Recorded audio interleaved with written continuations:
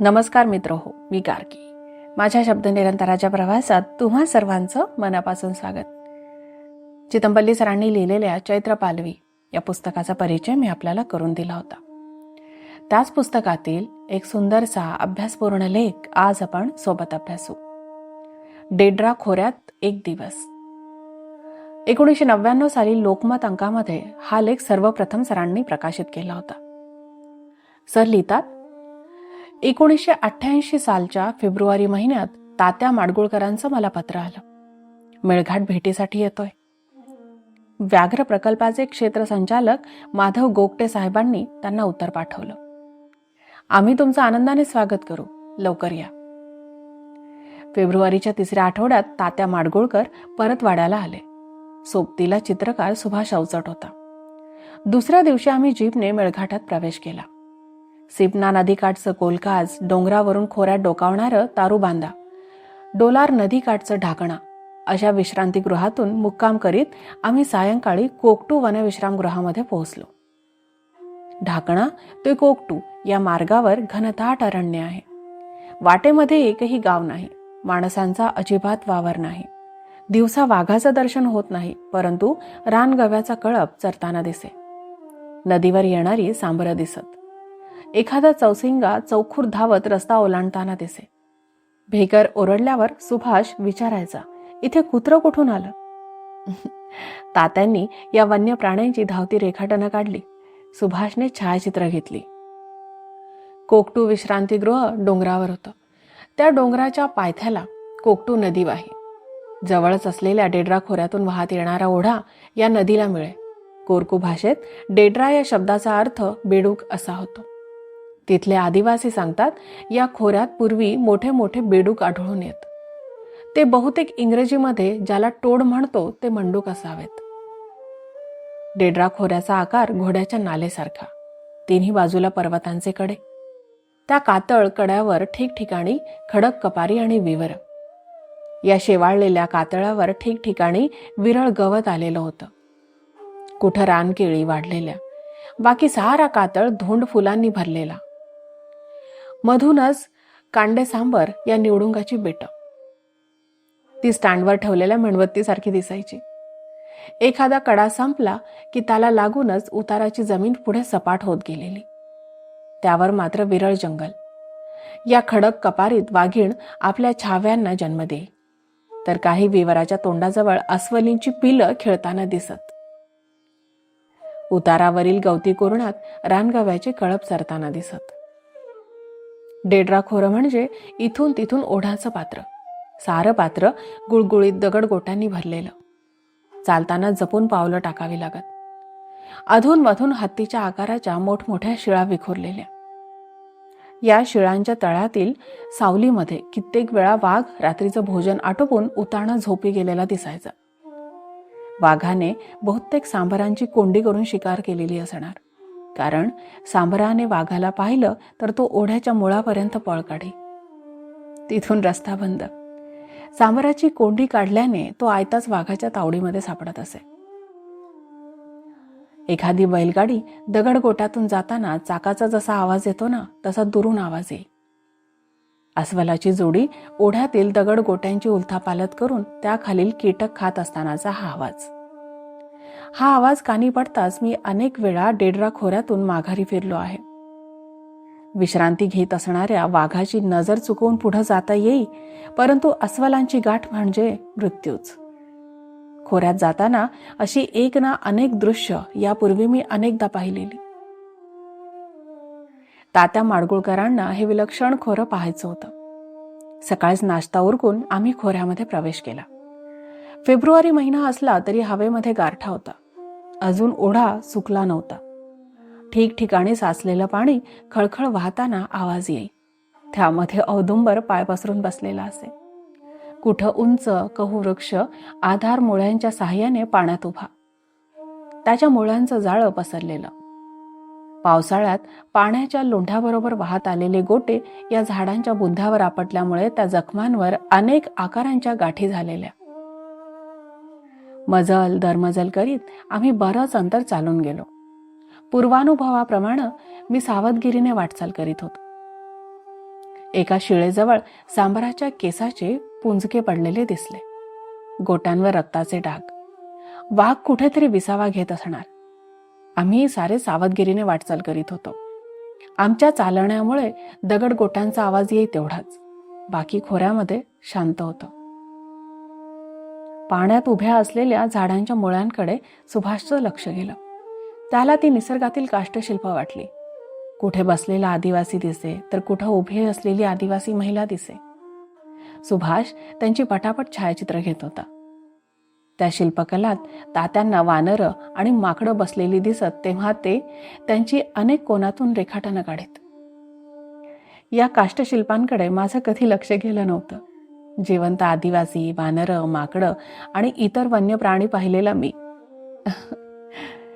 मध्येच एका खोल डोहाच्या काठावर उभ्या असलेल्या कडईच्या मोठ्या झाडाकडे आमचं लक्ष वेधलं.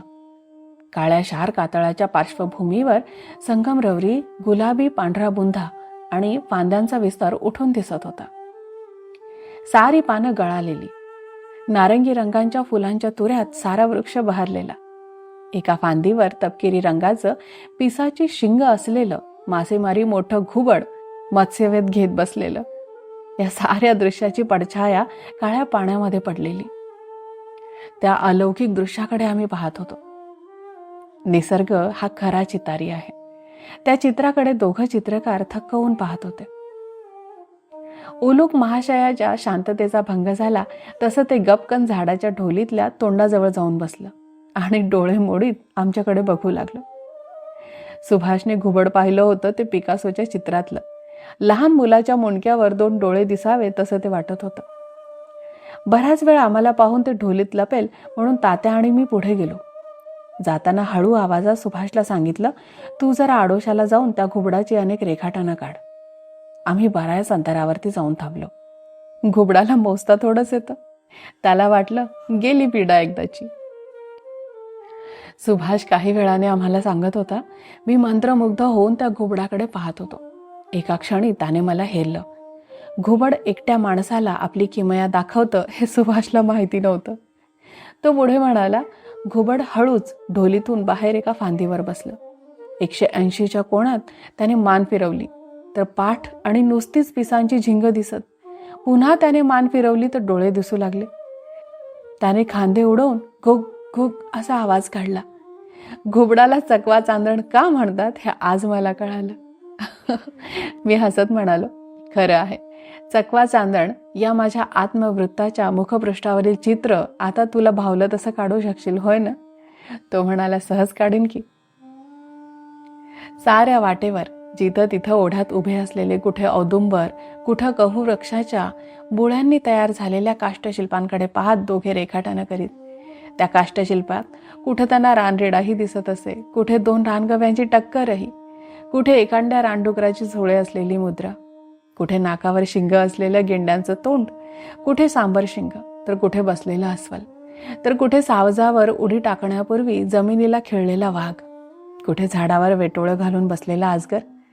जो ज्या दृष्टीने पाही ते त्यात शिल्पामध्ये त्याला दिसू लागे. मजल दरमजल करीत आम्ही एका टोकाला पोहोचलो. तिथे रस्ता बंद. समोर काळ्या शार पाण्याचा खोल डोह होता. उंचावरून पडणाऱ्या धबधब्याच्या पांढऱ्या ओघळीच्या खुणा दिसत होत्या. धबधबा आता वाहायचा बंद झाला होता. सूर्य बराच वर आला होता. दगड गोट्यातून पावलं सांभाळीत चालल्यामुळे आम्ही थकलो होतो. मुंगोसांचं एक बरं आहे. तो चालताना एका गोट्यावरून दुसऱ्या गोट्यावर किरण साधून उड्या घेत जातो. आम्ही डोहाकाठच्या गार रेतीवरती विसावलो. शागलमधल्या पाण्याचे काही घोट घेतले. थर्मासमधील चहा घेतला तेव्हा बरं वाटलं. प्रसिद्ध वन्यप्राणी शास्त्रज्ञ जॉर्ज शल्लर आफ्रिकेच्या जंगलातील एखाद्या खिंडीतून जाताना आडव्या येणाऱ्या रानटी हत्तीच्या कळपाची प्रार्थना करी की त्यांनी मार्गातून दूर होऊन वाट द्यावी.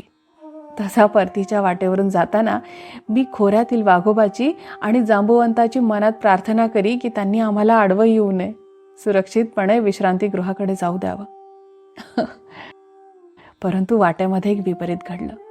एक मोठी शिळा पर्वताच्या कडेवरून गडगडत खाली येत असल्याचा आवाज येत होता. ती क्षणात आमच्या समोर येऊन आदळली. कितीतरी वेळ त्या आवाजाचा प्रतिध्वनी येत होता. माझ्या चित्ताचा थरार झाला. मला नेहमी वाटत आला आहे की या कडेकपारीतील गुहेत एखादा आदिमानव राहत असावा. त्याला अनाहूत लोकांचं इथलं आगमन आवडत नसावं, किंवा एखाद्या जांबुवंतरावांची ही मिश्किल खेळी असावी. काय असेल ते असो, आम्ही सुरक्षितपणे विश्रांतीगृहामध्ये परतलो.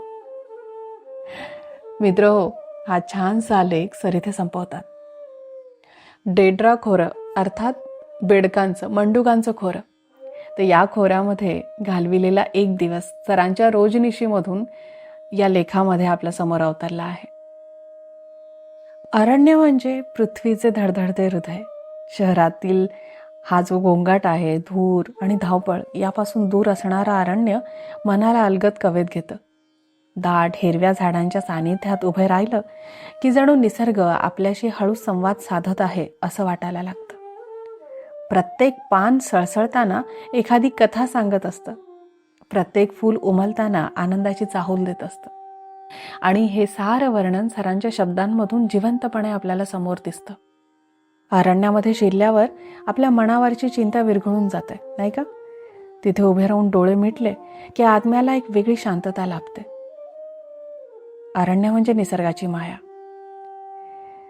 तिच्या कुशीमधली ऊब, जिथे माणूस स्वतःला पुन्हा एकदा शोधू शकतो.